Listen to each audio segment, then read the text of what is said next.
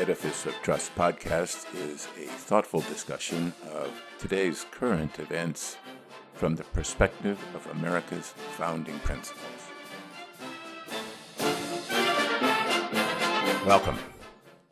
From heart-pumping music to head-thumping commentary. Senator Elizabeth Warren has a plan to confront the societal damage being caused by the coronavirus. Well, of course she does. She has a plan for everything. And like all her other plans, her new coronavirus plan involves more government. In these extraordinary times, the American people need the government to take decisive action to treat the people infected by the virus, make sure that the hospitals and healthcare workers have the equipment and support they need, and to impose the measures such as social distancing needed to slow the rate of infection. The government must also take action to deal with the side effects of the pandemic that have created an enormous economic disruption that has destroyed the lives and livelihoods of many millions of people. Seeking relevance after her failed presidential bid, Senator Warren's plan, presented in an op-ed published in the New York Times on April 8, 2020, includes many things that will address the plight of the people impacted by the pandemic. To confront the pandemic, she wants to create an Office of Drug Manufacturing for the government to manufacture drugs to treat infected people, although there are no drugs yet available to treat COVID-19. She wants to create an Essential Workers Bill of Rights that would include paid family and medical leave, hazard pay, plus protect collective bargaining rights. She wants federal price gouging laws that would be strictly enforced. She also wants a congressional oversight panel to play watchdog on the executive branch's attempts to deal with the crisis. But many of the proposals in her plan are not intended to address the problems created by the coronavirus. Her Office of Drug Manufacturing was an idea created prior to the pandemic to put government in charge of manufacturing drugs to be sold at, quote, affordable prices.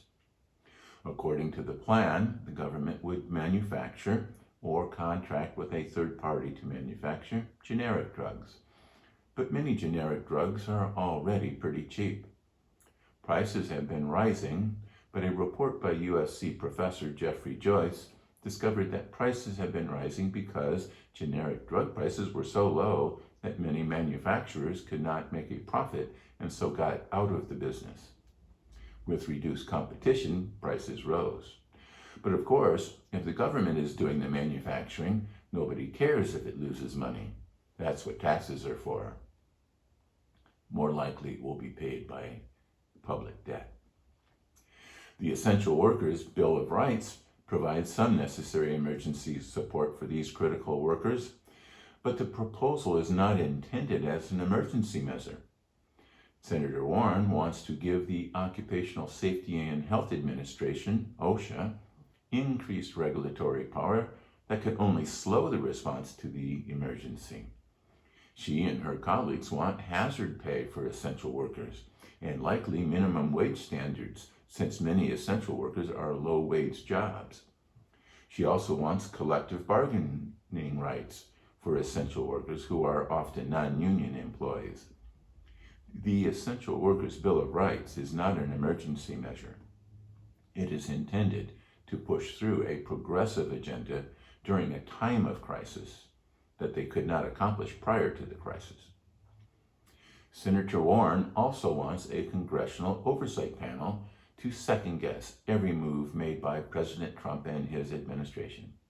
He and his White House task force cannot continually be dragged into Congress to answer questions designed to impede the president and his team, much as the impeachment inquiry did, in the middle of a global crisis.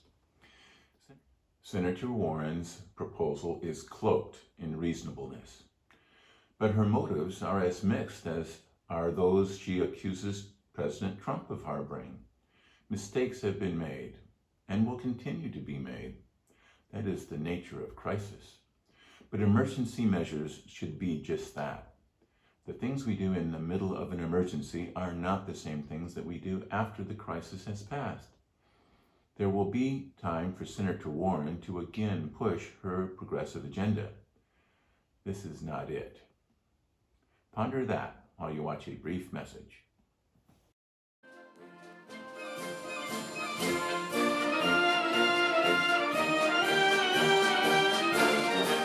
So, you are stuck at home in self-quarantine.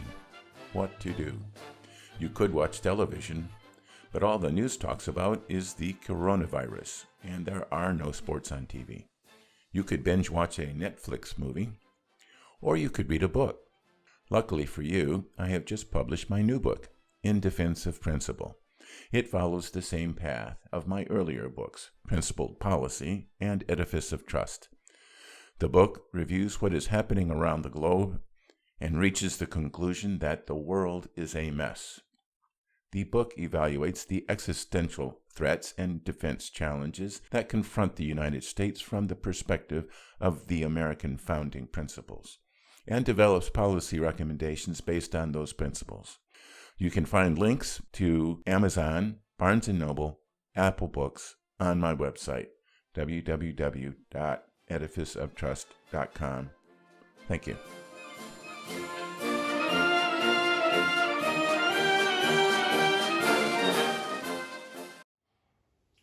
Welcome back. There will be a time when it is appropriate to review the actions of President Trump and his administration regarding how his team reacted to the crisis and what worked and what did not, over and above the voters' decision come November. But this should not be a bunch of finger-pointing and vituperative accusations. It should be a time to learn and to prepare for the next crisis, which will inevitably come. We don't know what type of crisis it will be, and it is likely to be unlike any previous crisis, much as the coronavirus pandemic has been. We will not emerge from this pandemic crisis as we did from the crisis of World War II. At the end of that crisis, we were an industrial powerhouse that had defeated jackbooted Nazis and kamikaze fighters. This time we will emerge weakened and damaged, brought low by a microscopic organism. We will not be a leader that brought the world together for a great victory, but a victim that closed its borders and hunkered down to protect itself. A country is not exceptional if it just does what everybody else does. We were not prepared, but democracies are never prepared. People clamor for any emergency contingency funds to be distributed, not saved for a rainy day. The people in Chile rioted in the streets for distributions to be made from that country's contingency fund that had been built up by high copper prices. But it sure came in handy when the Great Recession hit. But America today is fragile. Nassim Taleb described in his book, Anti-Fragile, how to be resilient in the face of hardship. Anti-fragile can be a difficult concept to grasp. Even Nobel Prize winner Daniel Kahneman had difficulty with the concept in a YouTube discussion with Taleb. As an example, a poor single mother cannot afford to have china dishes and cups in her cupboard because china dishes and cups are fragile, and babies tip over cups and fragile cups break easily. A wealthy woman can afford to have china dishes and cups. While the china cups are just as fragile and are easily broken, they are of little import to the wealthy woman because while her cup is fragile, her finances are not, and she can easily purchase another cup. The poor single mother cannot replace the broken china cup because her finances are just as fragile as the cup. So the poor mother, and many others of us as well, buy plastic cups for baby, substituting anti-fragile plastic to decrease her exposure to risk rather than increasing her risk, doubling down on fragility.